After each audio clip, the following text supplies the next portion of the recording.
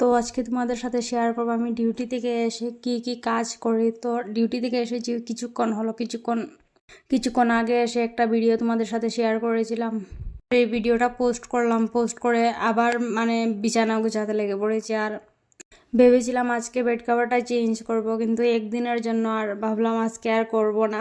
যাই হোক বন্ধুরা, আজকে আর করব না, কালকে করব, যেহেতু কালকে বিছানার সব কিছু উঠিয়ে ঝাড়বো। তো তার জন্যই আর ভাবছি আজকে আর করব না, আজকে এভাবে কাটিয়ে দেবো আজকের দিনটা। তারপরে দিকে দেখো বিছানাটা ঝেড়ে নিয়েছি, আর ঝেড়ে নিয়ে এই ব্ল্যাঙ্কেটটা রেখে দিলাম। আর এই ব্ল্যাঙ্কেটটা সরিয়ে দিতে হবে বিছানা থেকে, অনেকটা বড় যেহেতু, আর এখন আমাদের লাগে না, প্রচণ্ড গরমে পড়েছে বেঙ্গালুরে। তো তার জন্যই ভাবছি এটা সরিয়ে দেব।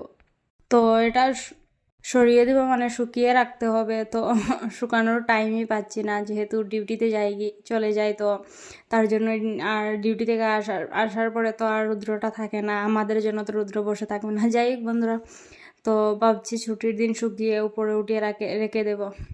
আর আমাদের প্রতিদিন এই ব্ল্যাঙ্কেটটা বিছানার পাশে রেখে শুতে হয়, যেহেতু বিছানাটা এখন ছোটো হয়ে গেছে ম্যাট্রেস আনার পরে। তো তার জন্য এই পাশে রেখে শুতে হয়, না হলে বিছানাতে জায়গা হয় না। তারপরে দিকে তো চলে গেলাম রান্নাঘরে গিয়ে সবের ফার্স্টে ডালটা বসিয়ে দিলাম, ডালটা সিদ্ধ হওয়ার জন্য।